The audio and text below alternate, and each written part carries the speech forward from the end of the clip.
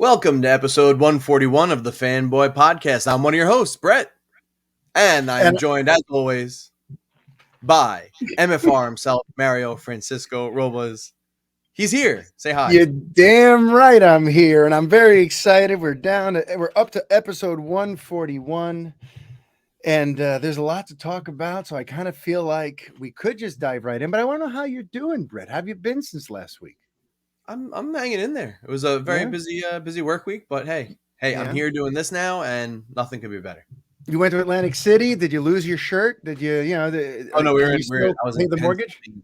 I was in Pennsylvania. Oh. I was in Reading, Pennsylvania. Oh, that's not Atlantic City at all. Not Atlantic City. It was a good time though. All right.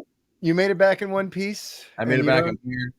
You don't require any lotions or anything. You're good. Yeah, no. I'm ointments. Excellent. Thank God. Okay.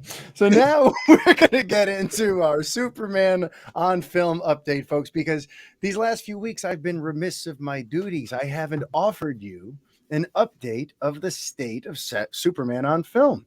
So right now I'm going to give you the big news. There is none.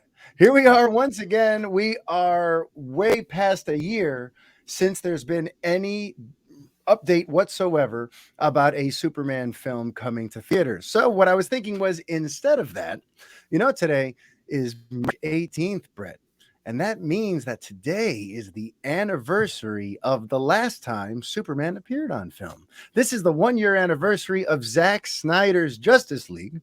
So I figure let's just talk about that for a little bit, since there's no Superman news to discuss. And back at that point, you and I weren't podcasting together, so I don't even know what you thought of the film. Did you see Zack Snyder's Justice League? So I did watch Zack Snyder's Justice League. In fact, I forgot like the exact time frame, but it was in the span of like a week or so. I watched it like 3 times. Mainly 3. Yeah.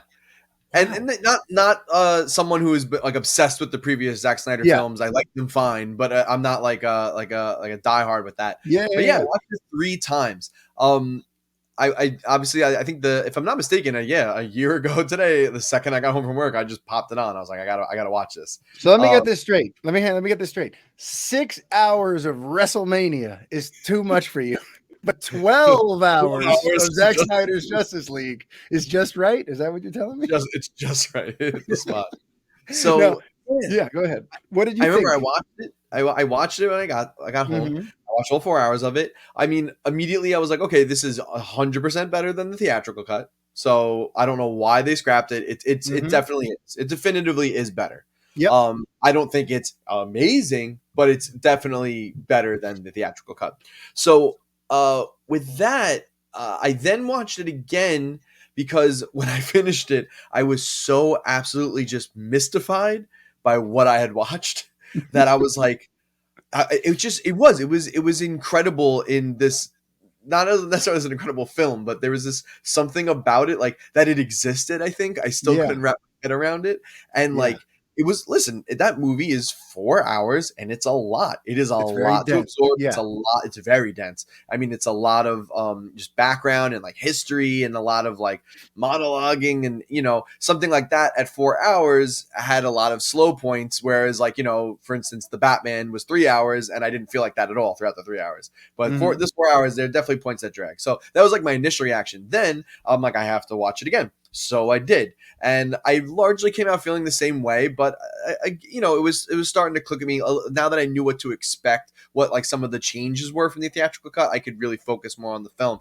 And then what happened was, it was not too long after releasing it, they released a black and chrome version. I think it was called Justice Gray, black and white. And I was like, I gotta watch it in black and white. And it was actually a really cool watch. If you haven't done that, I would say check out the black and white version. It's kind of cool. It makes it like feel like you're watching something like ancient. I don't know. I can't explain it. It adds more to like the gods, and myths kind of aspect that Snyder went for with like. Yeah, I've always been intrigued by that because like Logan did that too, right? James Mangold released a black and white version of Logan, and I want to hear that. Yeah, I hear that put interesting spin on a movie. I want to give that a shot, but I haven't done it yet. So, but ultimately, Zack Snyder's Justice League was a thumbs up for you. Yeah, I was up on it, but like I said, it just, we know the whole story. I'm not going to rehash the whole thing. Yeah. At 4 hours, it was very, very long, and it did drag at parts. You know, and I'm sure like had they taken this version and cut it down to like more of a 3 hour movie, Mm-hmm. it also still would have been superior to what we got in the theatrical cut. But Yeah. hey, Yeah. they Yeah. didn't do it, but now we have it, and that's pretty cool. You know? Yeah. I mean, for me, I remember actually like loving it. I remember the sitting there and going, "Oh my god, this actually works. This movie's really good. Why didn't they just let the guy do his thing if this is what he was going to do?" You know, listen, it's not necessarily where I would have gone with the characters. It's not necessarily like my ideal Justice League type of story, Right. but for Right. what this is, if we're respecting this storyteller and this particular, avenue he's going down, I'm like, we may as well have just let him do it from the start. Let him go from Man of Steel through BVS. Like, let him do his story, because if that's what he could do with his full powers unleashed, I'm like, wow. Meanwhile, we gimped BVS. We chopped off a half hour from that movie and edited it in a sort of incoherent fashion that even Chris Terrio said that theatrical cut was just a total, misfire. So we gimped BVS. We know the whole story of what happened with the theatrical cut of Justice League. And it's like, at the end of the day, for what? You did all this upheaval and all this, it's been this crazy, slow moving reboot over there at Warner Brothers for the last 6 years. And it's like, but if that's the movie we could have gotten in 2017, what are we doing here? Like, Yeah, go you ahead. articulated it so well, because I don't think I did when I was talking about like my experience with the film. But yeah, Yeah. it's necessarily where I wanted to see the characters go, and it's not Yeah. necessarily Justice League story that I wanted to see. But for what it was good. And listen, I also like, obviously, for someone that had issues with some of the story, choices in Batman versus Yeah. Superman. I mean, whatever, this movie had to, for better or for worse, pick up off of those story points. Like, I think if you've listened to the Avengers, I'm sure we talked about this. I was like, upset that they rushed the death of Superman and bringing Doomsday in, and also having Batman and Superman fight. Like, I felt like that would have had way more of an impact down the line. But now that they did that, we had to basically do the return of Superman, and it stinks. I would have just rather have had them there from the get go and not spend half the movie without Superman. Like, whatever. Yeah. This is long. We've tread this road before. You know what I mean? Yeah. But like for me, It makes me want to like just go off on a tangent. trust me, it's a movie that demands tangents, and Lord knows I've had many of them over the years. Movie Right is a here, tangent. the movie is actually Zack Snyder's opus. I think it is his masterpiece. I think it's the thing he can hang his hat on and go, all right, I may have my haters, I may have my people who love me, I may have people who think I'm a total hack, but this is the quintessential example of what I could do with all my powers unleashed. Yeah. He And made I choices. think, He took swings. yeah. And And as a Superman fan, I found it so rewarding. The way he handled Superman in that, because that was always a part of my issues with him. Man of Steel and BVS, there was something about those stories and the way he handled Superman that, to me, it came off like somebody who doesn't like Superman making a Superman movie. And that's always how it felt to me. But in this movie, seeing how he brought him back, that scene where they're standing around the table looking at the Superman hologram and the whole, and when he finally does come back, it's so majestic, and you got the crazy score and the first flight thing happening again, more like second flight, I guess, this time. Like, just like the reverence for Superman and the way he comes across, aside from the black suit, I wish at some point he would have switched to the red and blue. But listen, aside from the black suit being there the whole time, the way he was portrayed, the way Henry Cavill was directed, the way that whole thing went, I'm like, oh, he does like Superman after all. Maybe I was wrong. Yeah, like, if this is what he was building towards, then I have to eat a lot of my words about how little this guy understands Superman. Although now I'm going to go on a little tangent, though, because part of that perception came from an interview once back in 2008 when he was doing press for Watchmen. And there was still talk about possibly, actually, I don't know if it wasn't 2008, whenever Watchmen came out, there was talk about how like there's going to be a Superman reboot and they're trying to find a director. And they asked him, you've done 300 now and you've done Watchmen. Would you have any interest in Superman? And he had some sort of comment about how just kind of like boring and uninteresting he finds him.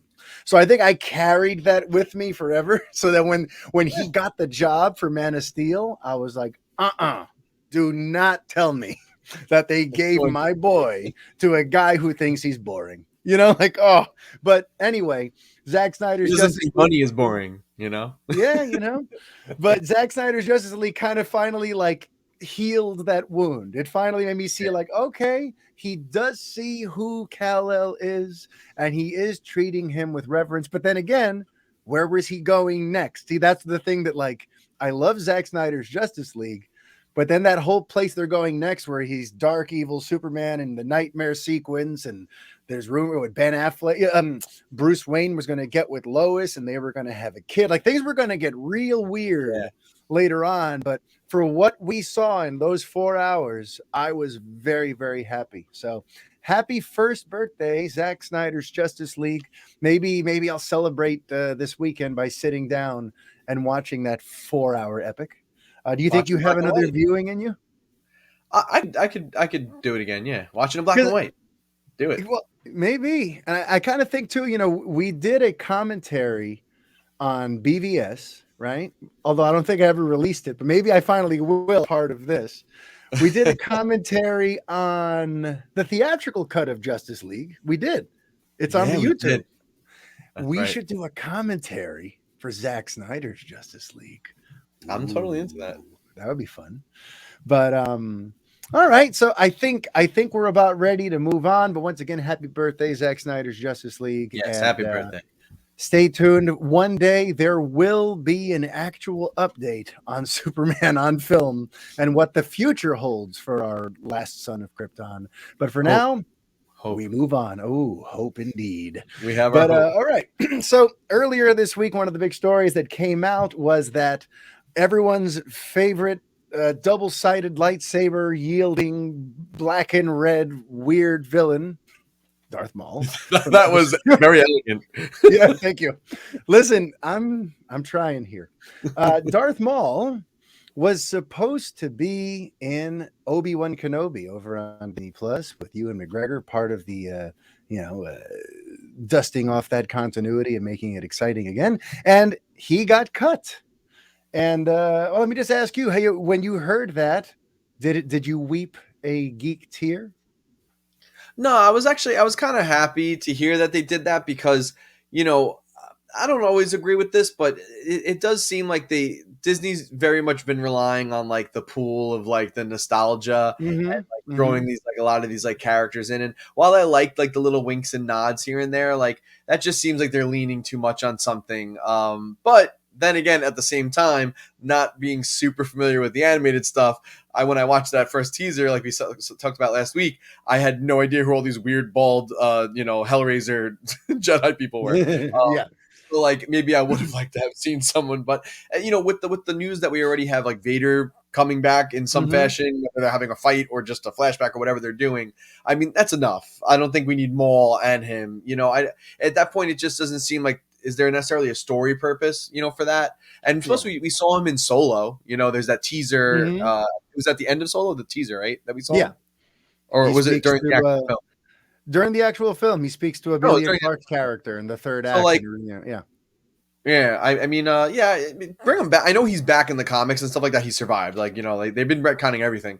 But, put him back in some other series. Like, let's let Obi do his thing and just focus on Ewan McGregor and his relationship with Hayden Christensen, Vader, Yeah, and it's something else that came up about the show too, kind of in terms of other things that got cut or changed, is that, I don't know if you remember this, but they had already hired a director and written a whole bunch of scripts, and he had even begun like pre-production on a version of this series, and then scrapped all those scripts and kind of went back to the drawing board and kind of created a new creative direction, no longer with that director. And it's been said this week that one of the reasons that Lucasfilm wanted to change it was that the original vision was very bleak, and they really wanted to make something that was a little more hopeful. And I can't say I disagree with that. Um, yeah, I guess just by and large, I'm in this interesting spot when it comes to all this news, because when you trust the creatives behind all this stuff, it makes it easy not to micromanage. You know what I mean? Like I trust Filoni, I trust John Favreau. So I'm like, if this is how they want to do it, I'm down. They've earned enough of my goodwill and enough of my belief in their abilities that even stuff like cutting Darth Maul, which would have been epic, I'm like, I'm sure they had the reasons, and I'm sure what they're going to do is going to be great. I'll say they've earned that. They've earned that from me as well. But as someone who has finished Book of Boba Fett, and I know you only saw like a few episodes, Yeah, I'm like that one was a little weird and sloppy, and I'm very curious if like that was really always what they planned to do, or if like something happened. But it also like the vibe was, and I guess they probably didn't want to have the basically another show that was just like The Mandalorian. They had to change it a little bit, but the tone got very Saturday morning cartoon. So that's something I really hope doesn't happen with Kenobi. I hope, even though they said it was too close to The Mandalorian originally, I hope tonally it can somehow still feel that way with whatever they decided to come up with, For sure. But now, Brett, there was some interesting news about the X-Men I know you wanted to talk about. So what's that about? Yeah. So listen, I don't read the comics regularly, but I do like to just, I read a lot of geek news and stuff like that. So whenever there's an announcement from Marvel or DC about some big crossover or some big event in the comics, I read up on it just to kind of see, hey, what's going on. So, and we'll take a small little detour with me, and we'll come back and I'll explain like how this relates to what we're probably more into. I'm ready.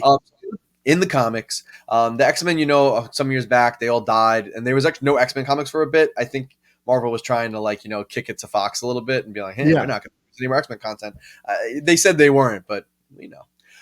So they did recently bring the X-Men back recently, probably in the last couple of years. And, everyone's resurrected again. So no one's dead. Cyclops is back. Jean Grey's back. Professor X is back. Everybody, they all live on their own island called Krakoa, and they just all live there together. And they still have adventures, and there's probably still problems and stuff. But they've also basically discovered immortality.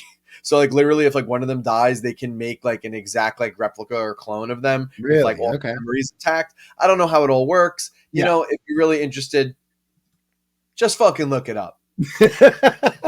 I don't know. I'm giving you the bare bones things just so I can get to my point. So just fucking look it up. So by all means, just fucking look it up, and Brett, get to your point. But the X-Men love going cosmic. Okay, everybody at some point eventually goes cosmic. That's all you can do in life. Eventually, you go cosmic. All right, that's going to be another T-shirt. Eventually, yes, it is. So when we have our merch store, when we have more, just one shirt. Share the podcast. Share it so we can make merch. The X-Men now, they basically are doing a huge retcon to get to the point, and they are changing kind of the origin of what mutants are. Kind of a big deal. This is the first really big shift and change in a really long time. So before, they basically were, the idea was that they are mutated humans. They're humans with a genetic mutation or evolution, if you will. What they're actually doing now is retconning it that they are actually an offshoot of the Deviants, which if you are into your comic lore, just fucking look it up if you're not, they are the sworn enemies of the Eternals. So the Eternals are probably a little better known just because now there's an MCU movie, which I still have not seen. But there's the Eternals, and then there's the Deviants, and the Deviants are bad. At least for the Eternals, they're bad. And now they're saying that excessive deviation from the Deviants resulted in mutants, kind of implying that they kind of are probably deviants that intermingled with humans and caused the gene, the gene pool to kind of shift and change. But that's kind of what they're going for right now. I don't know. I'm not so invested in the comics anymore, so I don't know how I feel about it. I am very curious if you are a big X-Men fan or do stay up with the comics, how you feel about that, because that's a pretty big change. And it now gives them this cosmic link and this cosmic identity. And when I saw that, I said, we are about to introduce X-Men. Not about to. We haven't had anything announced yet other than Marvel saying they're doing it. we're going to have X-Men coming into the MCU. We have the multiverse now. We have an Eternals movie from the MCU. And I didn't see the movie, but I think deviants are involved, or they've definitely said that term in the MCU, pantheon at some point. So what I'm thinking is, if they're using this as a jumping off point to kind of inform what they're going to do with the X-Men in the MCU. That's how I want it to all tie together. So maybe now that they have the Eternals, that they have all that, they can use the multiverse and use some of that to get them involved in one of these big major, crossover events, or it's interesting. Yeah.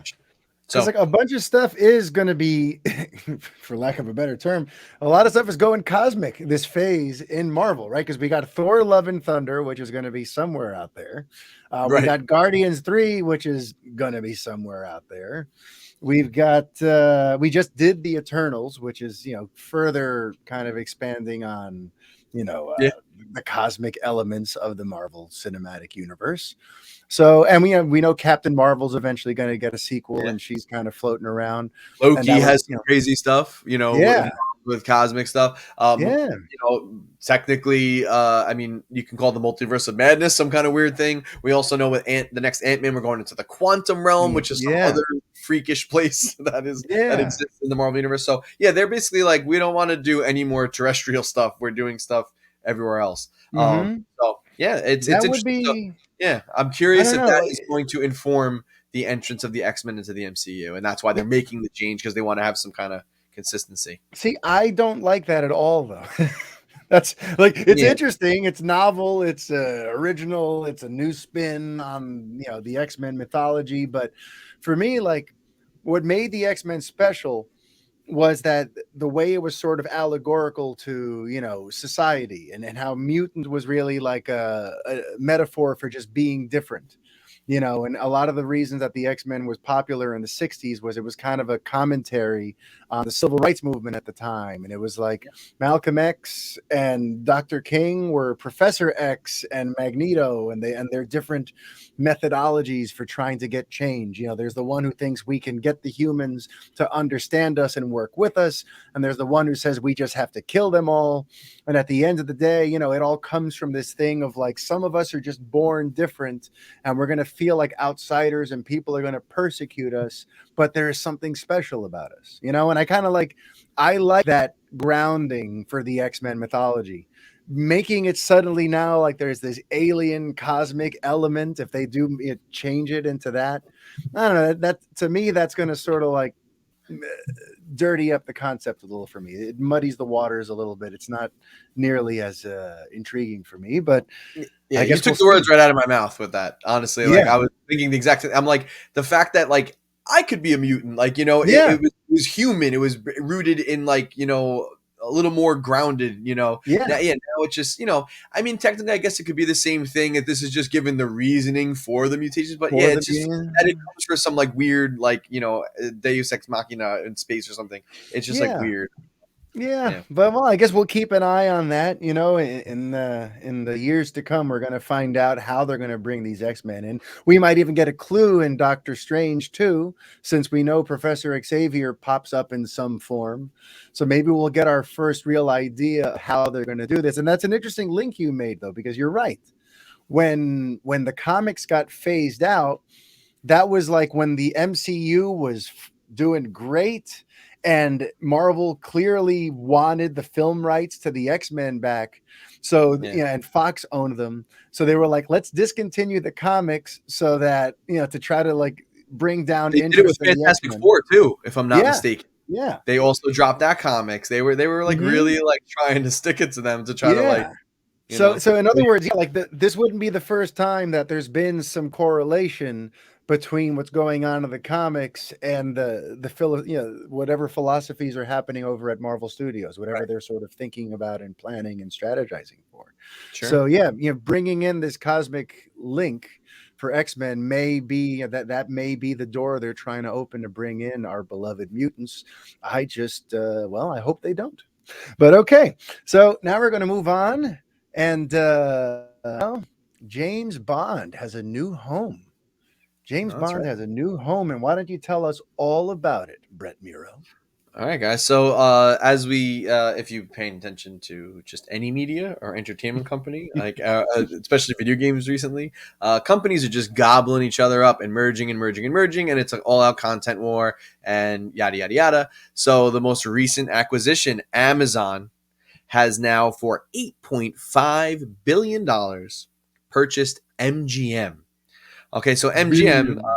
as Mario alluded to, the home of James Bond, amongst, and I'll just go through a nice little list here. This is actually from I think their press release.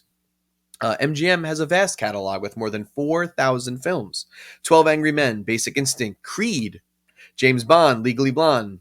That rhymes. Moonstruck, Poltergeist, Raging Bull, RoboCop, Rocky, Silence of the Lambs, Stargate, Magnificent Seven, Thomas Crown Affair, Pink Panther, and then 17,000 TV shows, including Fargo, The Handmaid's Tale, and Vikings. And that's just like a little glimpse into it. So as you can see, Amazon has now acquired the rights to all of these properties, Oh so they can wow. their streaming platform.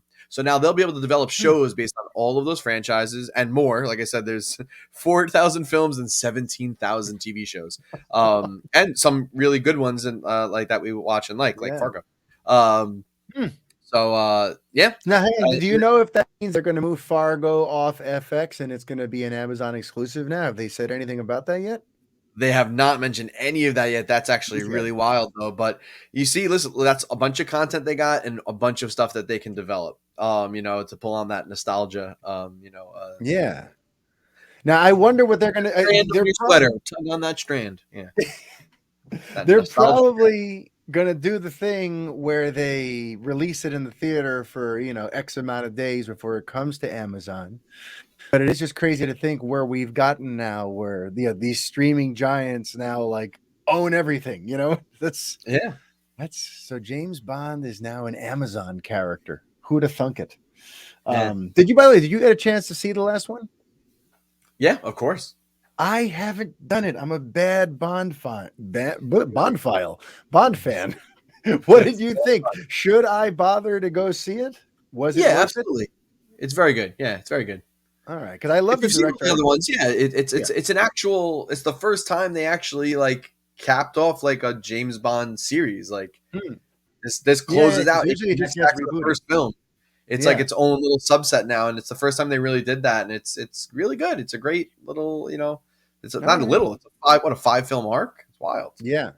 I got to check that out. I got to It's check not that the out. best of those five, but it's up there. It's one of the Okay. better. Okay. Better My than Quantum favorite. of Solace. What happened? It's better than Quantum of Solace. Oh well, I mean, a sneeze I had earlier was better than Quantum of Solace. But yeah, my favorite still, like right out of the gate, was the first one. Casino Royale, Oh, to it's me, still the is best. still, yeah, that's the epitome of the Daniel Craig era. It's probably And that one, Skyfall.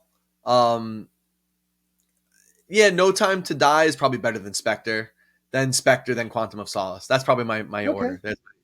Let us know okay. what your order is. Yeah, for me, it's probably going to be Casino Royale. It's going to be the same one you just said. So just seconded. The right Um, answer. So yeah, it's okay. it's the right answer, The absolutely. right- But you know who doesn't seem to have the right answer? I'm not convinced Ryan Reynolds knows what he's doing when he hires people for directors because he's got Sean Levy now signed on to do Deadpool 3. Now, I want to react to this because the first movie was like this amazing, almost revolutionary, fourth wall breaking comic book film that broke all these records. It took this obscure character and made him a massive, Yeah. huge character, household name. And, you know, it was like this genre redefining film that all of a sudden all the movies that came after it were suddenly everyone was trying to ape the Deadpool vibe. That's what happened to poor Suicide Squad later that year. Mhm. And then there was like weird creative struggles between him and Tim Miller. So then he moved on to a second director and brought in David Leitch for Deadpool 2, which I Yeah. thought was a pretty good sequel. We saw that one together along with Aaron Verola of the Fanboy We Garage. did.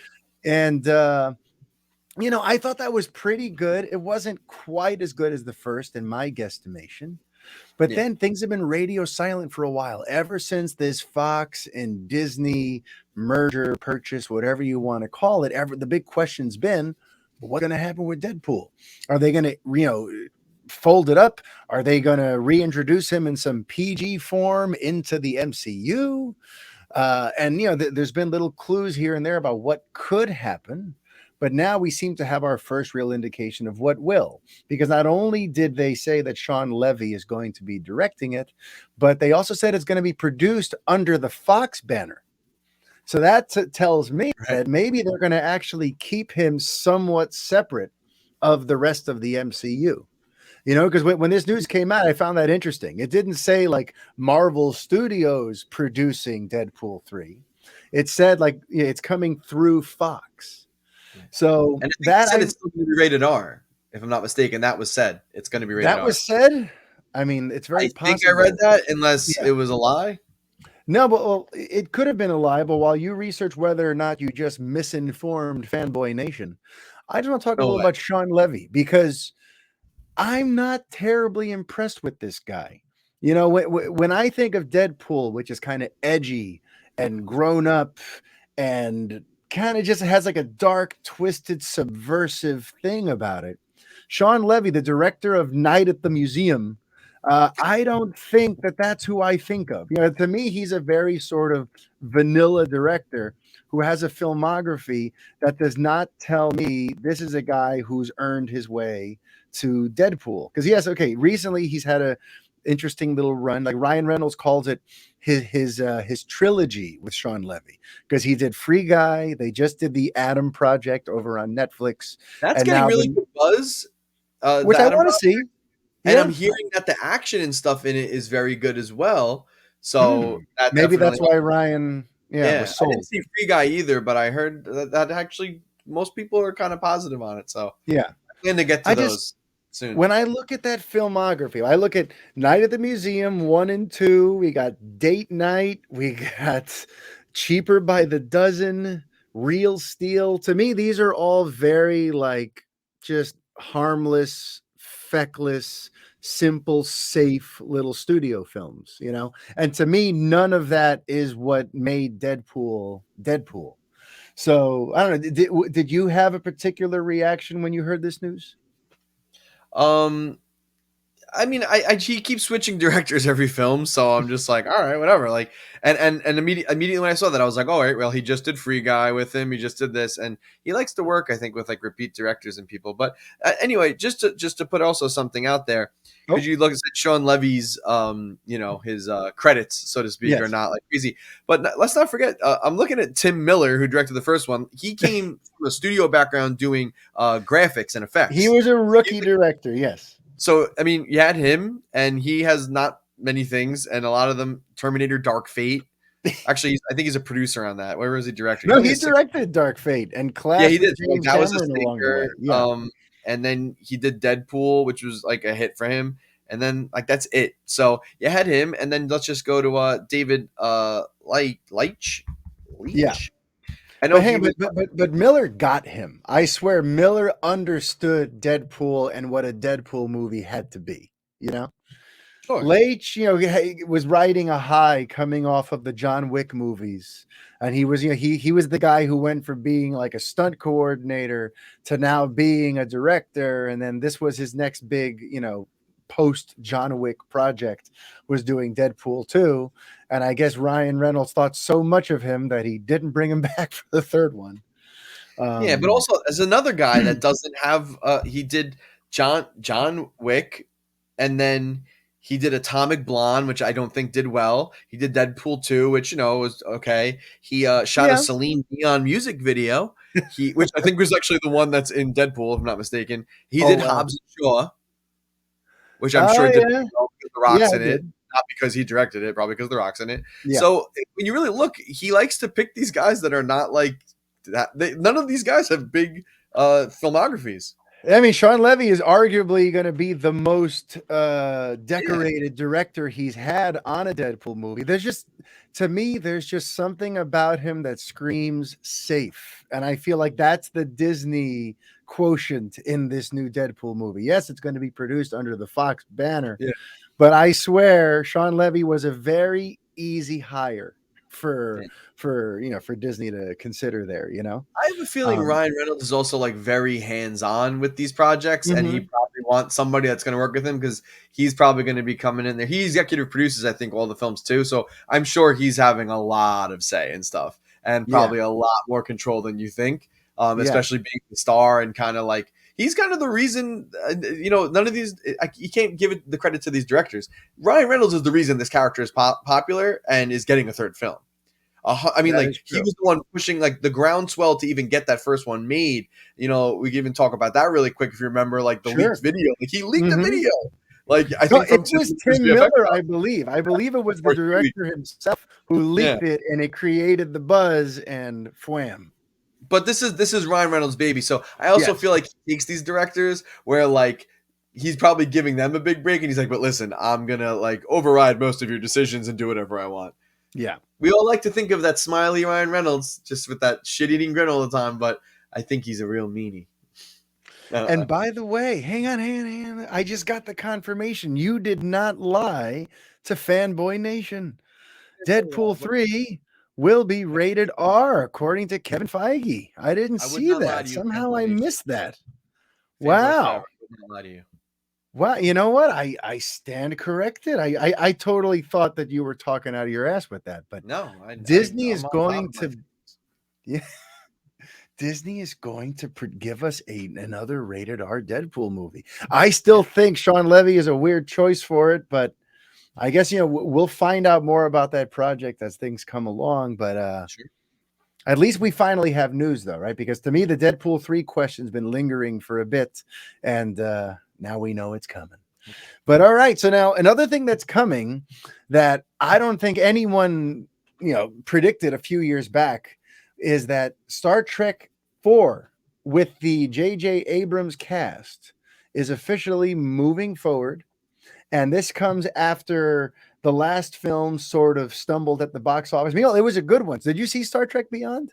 I did, yeah. Yeah, and that wasn't directed by Abrams. That was directed by Justin Lin, who I thought did a great job, and I was kind of Yeah. hoping they'd bring him back. But after that movie came out and had a so-so reaction at the box office, and all the actors sort of, I think all their contracts expired after that. Yeah. It kind of just looked like that's the end of that continuity. That's the end of that franchise. But a few weeks back, it was announced that Star Trek 4, Paramount is moving forward with Star Trek 4. And let me just ask you, what did you think of that J.J. Abrams led reboot?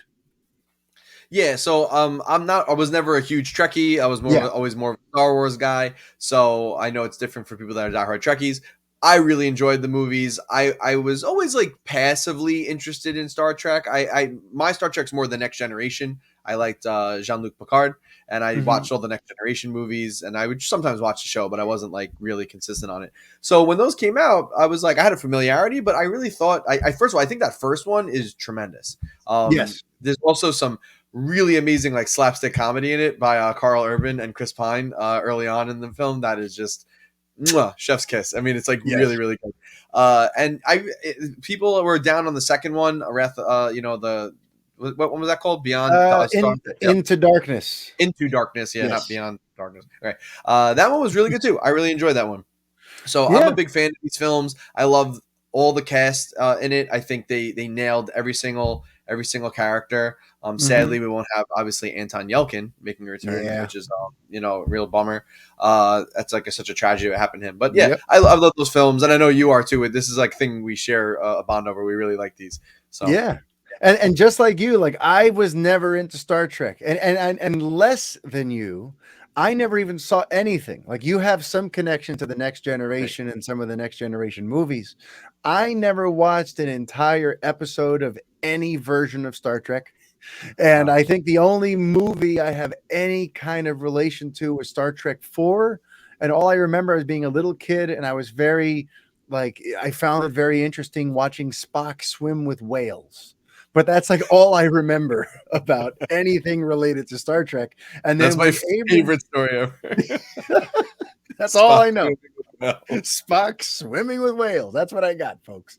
But when the reboot came out, I loved it so much that I saw it twice in theaters. I don't often repeat movies in theaters.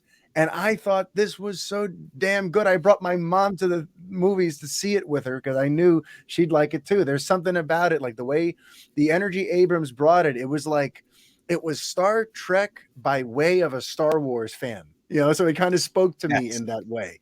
It was a little less sci-fi nerdy and a little more kind of like a hero's journey sort of Star Wars tale, really kind of putting Chris Pine in like that Luke Skywalker position almost. Yeah. And, it's funny. Then a few years later, he ended up getting Star Wars. So who knows what he would have done if he had already would have made Star Wars, who knows how he would have approached Star Trek. But you could tell Isn't it wild? He did Star Trek and Star Wars. That is wild. Just like Joss Whedon did Avengers and Justice League. You get these people who just have way too much power. They've affected way too many things. But yeah, so when this whole series kind of like seemingly disappeared into thin air, I was pretty bummed out. But hearing that it's coming back, I'm super excited. There's a couple of comments on it I just want to touch on that kind of show that we're very early days, though, because yes, it was announced, and now the word is out that they're working on a Star Trek 4 with those original actors in mind. But for his part, Carl Urban doesn't seem to know anything about it just yet. He seems to know as much as we do. Because while he's out doing press for The Boys, another Amazon show, today's episode is brought to you by Amazon. While out promoting The Boys, he was asked about that, about a script, and he said, "I haven't seen a script. I know nothing, but I would love to work with those guys again. So much fun. The best hang. We'll see." So it's interesting the way he puts it. He doesn't sound quite like convinced that it's absolutely happening. And I find that interesting. Press releases have been fired out. It's like it's a known entity now. Star Trek 4 is a known entity that's on its way. And Carl Urban's like, we'll see. I would love to do it. So it kind of goes to show you. He's just playing coy to get a good offer. You know what I mean? He's probably just acting like, I think. Yeah, I'll do it, I guess. But then when they offer it to him, he's like, you got to give me a couple more millions here. Yeah, because I like that. He's like, give me a couple of more millions. That's my really bad Carl Urban. You like it? Terrible Carl Urban. So bad. I have like a total man crush on him. I love me some Carl Urban. Who doesn't? I think he's the man. He was my fan cast for the Batman before they announced Ben Affleck. There's a lot of fan cast. I just think he's awesome. And then he ended up getting Dredd after that, and then he killed it as Dredd. But it made me go like, see, he would have been a great Batman. He could do great jaw acting. Look at that mouth acting on this guy. But Robert Pattinson's mouth acting was really good. Listen, Pattinson's mouth acting, top of the line. But Carl Urban also had the physique. Like, I wanted him before Affleck was cast. Like, this is before, during that phase of Batman. I didn't think about him so much in these last few years. But back when there was rumors of a new Batman after Man of Steel, that's when I was like, ooh, Urban. Because he's one of these guys, too, who, he's built like a leading man, or even like an action star. He's a big, strong. He was in Pathfinder. Like when he first came to notoriety, he would play the heavy in the movie. He would play the big, badass, or the big tough villain that you have to fight. But then, he's built like that, but he has the talent and the comic timing of like a character actor. If you look at his bones, McCoy in this, he's comedic. He's got I don't know, he's like a chameleon where he could be that guy who's the badass with the gun running into the room, or he could be neurotic Bones, and you believe it both ways. I think he's freaking great.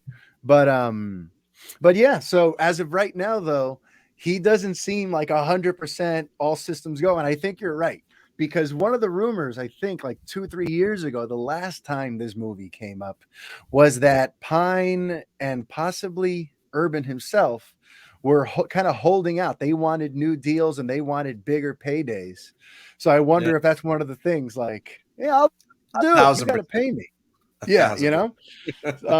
And the same thing too with Chris Pine, because he was recently asked about it, and he said, I think everybody was like, did you hear about this? We're usually the last people to find out, but I do know we're all excited. Whenever they want to send us a script, we're ready for it. We haven't seen a script. I don't know anything about it. And he Yeah. also said, I don't trust anybody, but I'm excited. I love the story. I love Star Trek. I love my people. Um, and then I'm going to let you know what your boy Jaja Abrams said about it Just during an obvious. investor presentation about this upcoming Oh, film. He said, "We are thrilled to say that we are hard at work on a new Star Trek film that will be shooting by the end of the year." So look, it's coming up pretty soon. And these guys are saying, "We'll see." But anyway, shooting by the end of the year that will be featuring our original cast and some new characters that I think are going to be really fun and exciting and help Star Trek into areas that you've just never seen before. We're thrilled about this film. We have a bunch of other stories that we're talking about that we think will be really exciting. So can't wait for you to see what we're cooking up. But until then, live long and prosper. So look at that too. That's interesting too. I hadn't read that until just now. That sounds like he's teasing much more than Star Trek 4, right? He's talking about like there's lots of stories and lots of different areas to explore. So that's I don't know. To me, that sounds like maybe they're going to try to like lock these people down for another 3 or 4 movies at this point. that'd be Which, great. yeah, I'd be Like I down said, for that. I very much love these films. Yeah. And speaking of returns that we would be totally down for, so last week we were talking about how Daredevil and other Defenders characters were about to have their shows migrate over to Disney Plus. And folks, it has happened. They've arrived. There's some really swanky, beautiful like banner art for Daredevil and all these characters on Disney Plus makes it look so good. And mind you, they're not even censored. These are a lot of people were thinking, are they going to edit them down? Is it going to, have you seen what they did to Daryl Hannah's ass crack and splash on the Disney app? No, No, dude, no. you got to look it up. It's amazing. At some point, the mermaid Daryl Hannah runs. You know Splash, right, with Tom Yes, Hanks? yes, I'm familiar. At Yeah. some point, you see her like run away from Tom Hanks naked and to go dive into the ocean, and her ass is just a fuzzy beige thing. Like they got rid of Daryl Hannah's ass crack. So Oh, a so lot of people were they took Henry Cavill's digital mustache and just put it on her yes. ass crack. There you Oh, go. good. So a lot of I'm people glad were that they're thinking, still getting use out of that. so people were worried that they were going to Daryl Hannah's ass crack Daredevil and all these other things, and it didn't happen. And not only is Daredevil now on Disney Plus, but what is the big sort of hot rumor right now about Daredevil, Brett? They gonna make another one. See, that is huge. Okay, that's Yeah. that Apparently, is the like set rumor. to make production this year, supposedly. And According then to yeah, Production Weekly, which by that's the way, that is not yeah, that's not a tabloid. That's not a rumor mill type of thing. Production Weekly is an industrial, it's a trade. It's an industry trade mainly right. meant for people who work in the film industry. It's not even meant to be like peasants like you and I aren't supposed to be reading Production Weekly. So the Right. fact that that's going around within the industry, that is huge. And Charlie Cox was even recently asked about it, and he said something about how this could, if this all pans out, it might take up the next 10 years of my life, he basically said. And to me, that sounds like he's definitely had some conversations. It sounds like Yeah. the show will, be brought back, and maybe his Daredevil is going to have a lot more to do. That's why they brought him into Spider-Man No Way Home. Yeah. And I mean, it's just amazing. This sudden resurgence of Daredevil. Brett, did you ever see this coming? No, man, it's really exciting. Like that was definitely like the highlight of the Netflix shows for me. Although I Yeah. really love Jessica Jones too. But yeah, I'm excited, and it does bode well that, like you said, they put the original series on with no censors, no censorship. So I'm really hoping that they will, when they bring this Daredevil back, that we get the same treatment, and it's like a Deadpool situation. We get that rated R, that Yeah. mature. I mean, I have a feeling that they'll tone it down just a little bit if it's a Disney Yeah. Plus original, but Listen, either way, Charlie Cox doesn't need to drop an F-bomb to be an awesome Matt Murdock. It doesn't have to Right. be as bloody to be a total kick-ass Daredevil. Yeah. So if this all pans out and they actually do get to go into production and we get a fourth season and beyond of Daredevil, I mean, I don't think anyone really saw that coming. And I, for one, could not be more excited for that. Yeah. Um, I'm actually very curious to see Moon Knight when that comes out, which is I think in another month or so, because Yeah. actually that is very, they've talked a lot about like, yeah, we really push it there, but I think it's going to be like a hard PG-13, kind of like what the Batman was. So Yeah. I could see them going that way with it. But like I said, it's interesting that they put the old ones on not censored, unless they just really didn't want the backlash for censoring it. You know what I mean? Yeah. But yeah, I don't know. I hope they keep some stuff like diversify a little bit, like get some stuff for the adults, like the hardcore adults and stuff. I mean, you I bought get five, they want to mix right? it into the MCU, and you Yeah. want everyone to be able to enjoy everything. So yeah, what I think we should tell people, all the fanboy nation, probably brace yourselves that they're gonna probably milk and water some stuff down. They probably Get are. into that mindset. I think Yeah. that's probably what's gonna happen. Yes. But we're getting more Daredevil, so don't look a gift horse Yeah. in the eye. What? In the mouth? Sure. All right. So speaking of Disney Plus Marvel shows, we got our first look at Miss Marvel this We week. did. And that is going to be this week's edition of Do We Care? So Miss Marvel, you've seen the teaser. Brett, do you care? You know what? We were talking about it a bit before the show. I don't think that this MCU tie-in show is made for us. I don't think it's made for the 30-something male. And I don't mean that in a disparaging way. It's not like I can't enjoy that. I will probably watch it because I'm going to want to know the connective tissue. But it's definitely got more of a teen vibe. It's definitely leaning towards, I think, like teenage girls. It's definitely got that tone and just the story that it's telling is focused on that. So for me, it's not like on the top of my list. I mean, I'm probably about as hyped for it as I am with She-Hulk. It's probably like down floating around there with like what the 3 to 4 range we said. But one thing that's interesting, Mario. What is interesting? And again, I'm not a purist, but I know this is a beloved Marvel character recently in the comics. So as far as the new age of heroes, they completely changed her powers, completely. Like in the what are they comics, supposed to be? Yeah, so her in the comics, her powers are basically like she's basically Mr. Fantastic, and more on that in a second. She can like stretch and like morph her body and turn big and small and like stretch and do all that kind of stretchy stuff. Okay. So instead what they did was they gave her, she does have a bracelet, I think in the actual comics too, but her bracelet is like a little different now. So she has this like family heirloom bracelet, and what it does is it creates these like purple like energy things. In one scene you do see her kind of create like a stretchy purple arm that extends off her arm, and then you see her do stuff like walking on these like platforms that she's creating in the sky, so she can, I guess, like I don't know if you want to go flying or just like move in the air. So it almost seems like a Green Lantern like mixed with. You took the words right out of my mouth. Yeah, is kind of the vibe I'm getting. And like I said, for me, I'm not a purist. Like, cool, but I think I have a feeling that's gonna aggravate a lot of people. When you're doing such a change like that. But the big thing I'm seeing on the internet is people are saying that Fantastic Four is coming back, and and that's actually been announced. We know John Watts is directing. Like we even got like a little logo.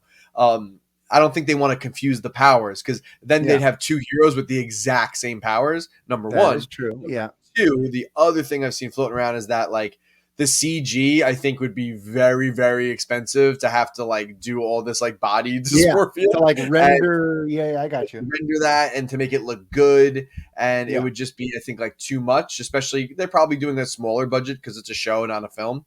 Even though she will be, I believe, in the Marvels when we get that film. That's supposed to be her with Brie Larson and the girl who played Photon. Was her name Photon? She was in WandaVision. That one. That Marvel. Yeah. So like it's interesting. So I think that's probably why, maybe to make it more visually interesting and to save some money on the budget and stuff. So, but again, that's a really big change. So I hope it's not upsetting too many people. But for the most part, it seems to be in line with what I've seen of the comics and what people seem to like about that character, and it's great representation. And she is actually a really, really cool character, especially if you even played the recent Avengers video game. While I'm not wild about that game and I fell off it real quick, the single player campaign is really good, and actually the main character is Kamala Khan. And she's awesome. She's really cool. And by the end of the game, she does some she's like a really cool story arc, and her powers are actually pretty dope. So that's like most of my experience with Miss Marvel. So that's my take. Sticking to it. You know what? And guess what? If you want to know more, just fucking look it up. All right. I'm sure Wikipedia and Google can do it for you a little better than me. I'm moving a mile a minute, and I just have a knowledge. Well, anyway, for me, do you care? I don't care. I'm having such a hard time caring about anything Marvel post Endgame, really. But like anything that's not Spider-Man after Endgame, I've had a real hard time getting into. Like, I still haven't seen Eternals. I still haven't seen Shang-Chi. The only Marvel show on Disney Plus that I bothered with was WandaVision. And I'm not and I know that there's good stuff in Loki. I know that there's good stuff in Captain America and Winter Soldier, or whatever, Falcon and Winter Soldier. But for some reason, I'm just having a hard time. And maybe it's not that strange, because I almost sort of predicted this, because in the initial phases of the MCU were all based around fairly household names, heroes that I may not have known inside and out the way I know the members of like the Justice League and stuff, because I was always more of a DC guy. But it was people I had, a very, at least pretty good, awareness of. I knew that after Endgame, a lot of the talk was about how this is going to wrap up this arc, and we're not going to see this Avengers team anymore. And after here, we're going to go off in new directions. And I always kind of had a feeling like it's going to be hard for them to get me to care after they get rid of Captain America and Iron Man, and they're not ever going to give me a Hulk 2. And, it just seems like we're moving in this direction where it's all these characters that I have no real connection to.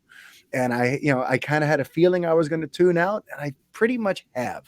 So Miss Marvel, unfortunately, is kind of no different. I saw the teaser. It looks cool. It looks like something that I may suggest to my daughter. She's about to turn 11, and I have a feeling that Talia is just it looks right up her alley. I think the visual style looks really interesting. This is going to be the most visually unique Marvel series yet, because there's a lot of stuff where like it looks almost like hand drawn, almost like neon emojis and stuff happening over people's heads and dialogue boxes. It looks like it should be very visually stimulating, and it's probably going to be very, I don't know. They're using some ingenuity here to tell this story visually. It looks like the credits for all the Spider-Man movies. It does. When they do all the weird drawing stuff, that's the vibe I totally got. Yeah, so I appreciate that, but also like not only did I get a Green Lantern vibe, but my mind went to another DC connection, because, Captain Marvel, both DC and Marvel have a Captain Marvel, right? DC's Captain Marvel is Shazam, right? Right. What is the main sort of premise for Shazam is a kid who can just become a superhero after idolizing superheroes. And that's what makes Shazam interesting, right? It's it's like big, but with superpowers. And to me, this Miss Marvel show looks almost like a Shazam sort of. It's the same conceit of a young girl. You have a young kid who's basically a fanboy, or in her case, a fangirl for superheroes. And in her case, it's Captain Marvel, who she idolizes, and all the Avengers. So you have a young girl who idolizes superheroes, and then somehow gets the ability now to be one of them. Yeah. So I just found that sort of like that's a good catch. Yeah. Yeah, so it's like they turned. I don't know if this is what she's like in the comics, but it's like Miss Marvel sounds like if you mashed up Green Lantern and Shazam in a way, And I'm like, I've been there. I'll just wait till Shazam: Fury of the Gods for the next time I want to see something like that. But I'll mention this to my daughter, and she'll probably like Miss Marvel. Yeah. But on a scale from 1 to 10, Miss Marvel, I'm at like a 2. All right. You know, when it comes out, you're gonna find out that like episode 6, there's some bombshell reveal, and then I'm gonna like, fuck, I gotta watch it. Yeah. I'm gonna have to watch it. I mean, the thing that like I'm suspecting though, since she's such a Captain Marvel fangirl, I'm wondering if they're going to get Brie Larson to be like the surprise at the end of the season or something like that. Yeah, where it's she like gets to a meet- setup. Yeah, you know. And the problem with that is I hate Brie Larson's Captain Marvel. So if that ends up being the big thing, I'll read all about it on Twitter and go like, all right, good. I'm still not going to watch it. So there you go. So, you know, I think we're done, Brett. I think it's time to bring episode 141 home. I think we've talked for an hour about everything and anything that we could give a crap about this week. And I think it's time to send the people home happy. So, Brett, how can people find you over on the Twitter? I haven't asked you about that in a while. Well, if you want to find me on Twitter, I'm trying to be more active. I'm not doing great at it, but I'm trying. At Super BrettCon, it's right there on the screen. At Super BrettCon on Twitter.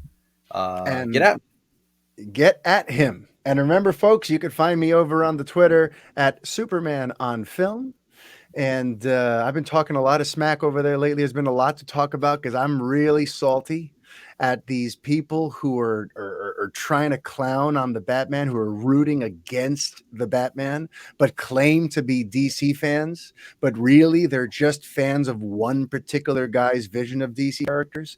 So I've been kind of putting some people to task and kind of just calling out how people just got to get a life. So yeah, follow me. To see it. So find me over on the Twitter at Superman on Film, and we will be back next week with episode 142 of the Fanboy Podcast. So until then, life is chaos. Be kind. Adios. Just fucking look it up. Just fucking look it up. It's really easy. Fucking look it up. Bye, everyone. Bye.